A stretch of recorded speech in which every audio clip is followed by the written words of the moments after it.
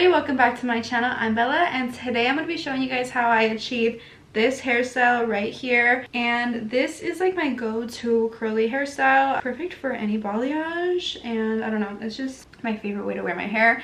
So if you guys are interested in learning how I achieve this, please keep on watching. Alright, so I'm starting with clean hair. I washed my hair yesterday and I blow dried it, and before I blow dried it I detangled it with the Unite detangler, and then I use the canon blow dry spray. So I have those products in it right now, but this is kind of like day 1.5 hair. I also fuck with this brush heavy, so if you need a good brush, get a wet brush. And this one specifically is a perfect shade because of the contour right here. It just like perfectly grips the head and never smacks my scalp. Anyways, next for the curl I'm gonna be using the Babyliss Pro curler, and I think which curling iron you use can make a difference. I used to use this Remington one. This makes my hair glide really easy on the iron, and it's not like tugging and ripping out my hair, which is great. So I do recommend this one. I can't remember specifically if this is the 1 inch or the 1.5 inch barrel, but I'll be sure to leave it in the description box for you guys to check out if you really want it. But this is just a regular curling iron. I'm going to show you guys how I use this because a lot of people don't know how to use curling irons. They just use wands, so I'm here to teach you today. Now, whether or not I part it kind of depends on the day, but today I'm going to do it just so I can get a more thorough demonstration of how I'm curling it. So I'm just parting it half up, half down, and I'm gonna make sure this hair is up out of the way. If I want a more thorough curl, less of a wave and more of a curl, I'll do the parting. It kind of helps keep the curls more defined on the bottom section. And I'm just gonna go ahead and separate this into 2 sections, just like that. Now from here it's pretty straightforward. I'm just gonna make sure I keep one section to one side while I'm not curling it, and I like to start from the back. There's not that much hair, so I'm just gonna take my finger and start looping out little sections. And this section is not too big, it's probably about a 1/2 inch wide, and the bigger the section you do, the less of a curl you're gonna have. Since my hair falls pretty quickly, I'm gonna do them a little bit tighter. And to start, you're gonna take the curling iron and clamp it close to your scalp, and you're gonna drag down very slowly and in very small chunks at a time. Now what this does is it keeps the heat on the hair closer to the root longer, which helps keep the heat off your ends as much because the ends tend to curl really quickly, and I feel like the root always needs more of the heat. So with this method, it just helps make sure that the top receives the most heat and kind of help keep your hair on the healthier side. And that's what that curl looks like. It's just really loose and beautiful, but it's still a curl. So I'm gonna throw that back and keep grabbing sections. Once I grab from the bottom, I'm gonna go up to the top and get the section next. That way I can kind of go like this on my head and make sure I'm getting all the pieces of hair. Again, a 1/2 inch section. You're gonna clamp it at the top. It's really important that the clip goes on top and you're not putting the clip underneath like this or like sideways or something. Because if you do it like this and then turn it backwards, you're gonna get a bend on your curl. So you're gonna make sure that the clip is in front, and you're gonna clip it on the top of the section, drag it down, twist it a little bit, and you're just gonna leave it for a little amounts of time. And to drag it down the way that I just did, I'll very lightly open this and just pull it down very slightly and just hold it there.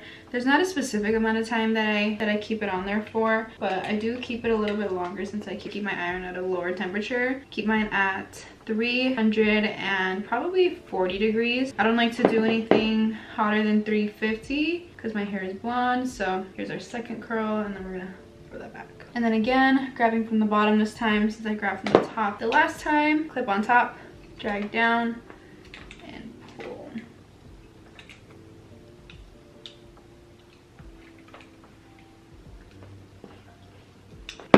And so I'm actually curling all of the pieces away from my head. I know some people like to go back and forth in directions so that the curls don't get all caught up together and, you know, combined as one. But with the way that I'm curling my hair, I like them to kind of mold together as one shape in the end. That way it's not looking super messy and raggedy when my hair isn't brushed out. It just kind of flows together.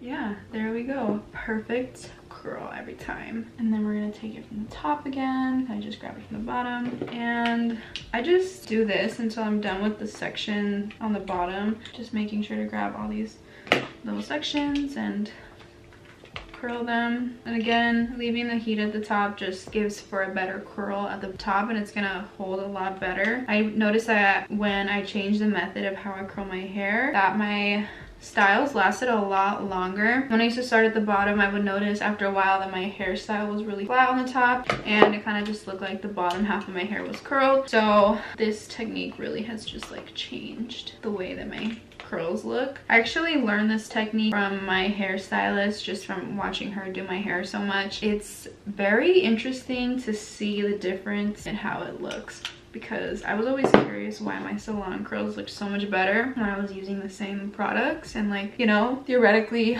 achieving the same outcome, but it's just the way that I was curling it. The shape just comes out a lot different, and it's a lot better this way. You get a lot more volume at the root. Now when I get to the section around my ear, there's really not enough to do top and bottom. So what I'll do is just kind of grab at like a diagonal section, and then it'll be kind of top and bottom. It's kind of a weird size, so. And then with this one, I'm just gonna do the same thing. And I usually do this section around my ear in 3 parts. And that's how I'll get the cleanest effect, the cleanest look.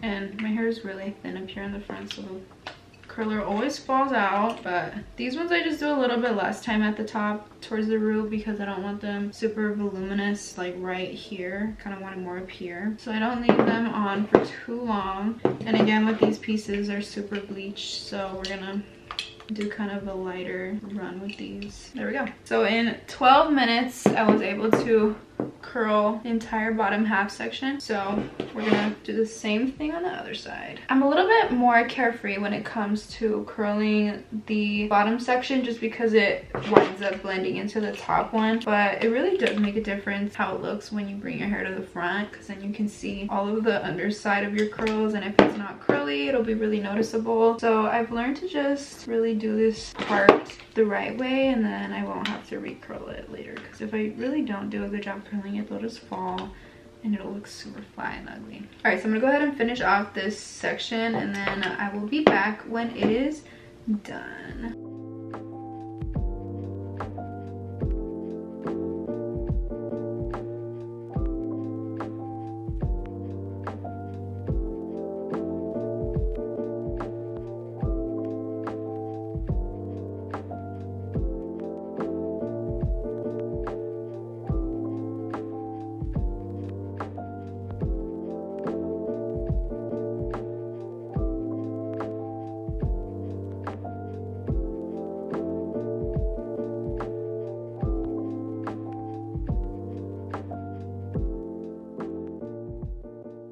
Alrighty, so we have the bottom half curled, and I'm gonna show you what it looks like from the back. So here it is, nice little base to start with, and now we're gonna do the top section. All right, with the bottom section done, we're gonna move on to the top section.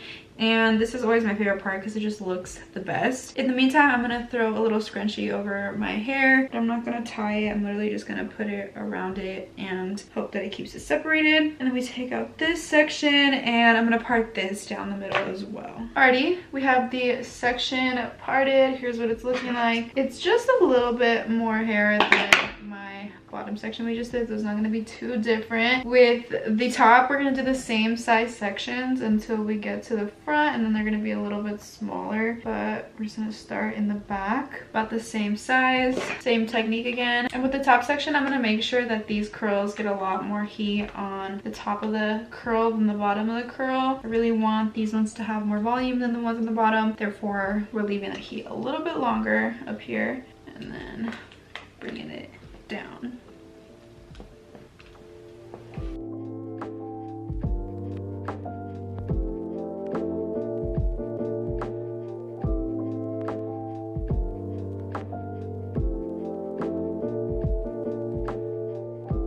Alright, once we are done with the back portion of the top section and we get around to this front, I like to grab the sections from the top up here. That way the curl sits a little bit higher up on my head, and then I'll take the bottom section as well and then just curl that as normal. But instead of just taking them like this throughout the side of my head, I'm gonna do this little part at the top and give it its own moment. Like this section that I'm curling right this very second is on the bottom, and then this one is on the top. You can see the curl will sit a lot higher on my head and look a lot more voluminous.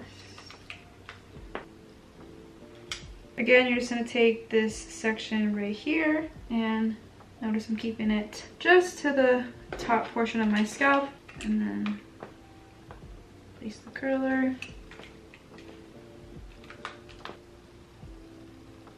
And then when we get to this last part up here, I'm gonna make this into 2 sections. That way my money piece can be its own section when I curl it, and it'll pop a lot more than if I just blended it in with the other ones. Since these are on the top too, I'm not gonna leave as much of the ends open. I do want them to blend in with the bottom half of the section, so we're gonna leave the bottom parts straight at the end and then leave the top ones a little bit more curly. And if you don't know what I'm talking about, a beachy wave has more of a straight end to it than a regular curl does. So I don't know if you've noticed, but throughout the video I've been leaving this little end portion here open, and it just helps the curl look a little bit more relaxed and less curly, but it does wind up falling over time. And then this last section is always like my least favorite. You can see it's pretty uneven here. I'm just gonna take this part right here that isn't the money piece, and I'm just gonna take the money piece and section it off. We're gonna curl this one at the very last moment, and this one I don't do too close to the root. I don't want it super voluminous next to my head. Keep it right here, and then it'll fall underneath that top section. And then here is the left half done, and we're gonna do the other half like literally the exact same way.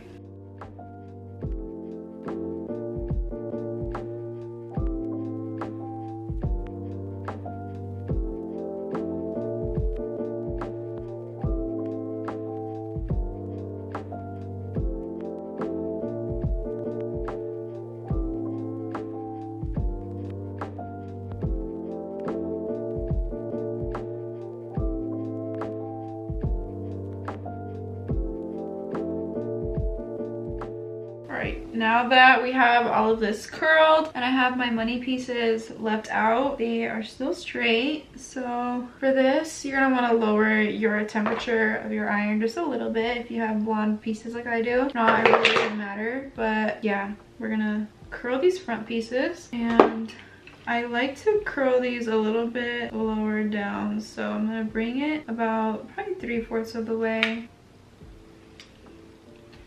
Try to make it so that the curl kind of bends at my eye. I find that's the most flattering. So we're gonna do the same thing on this side. I kind of just honestly guesstimate this part, but it comes out different sometimes, and it's really not that big of a deal. So here are the curls, completely like untouched after I curled them. It's just like too separated for my taste. So what I like to do is run some fingers through it, maybe throw it back and forth a few times. Now that I kind of tossed it, I'm going to take a hairbrush, and this is where the wet brush comes in part to play.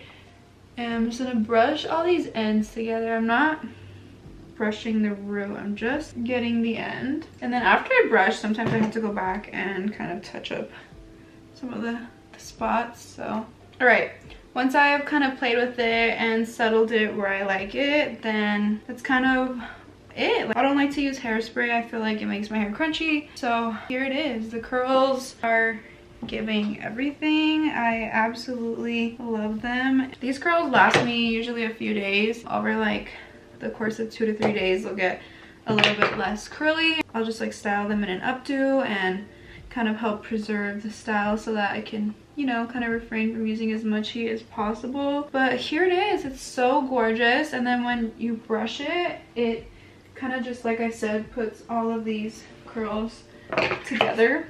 So here it is, looking real gorgeous.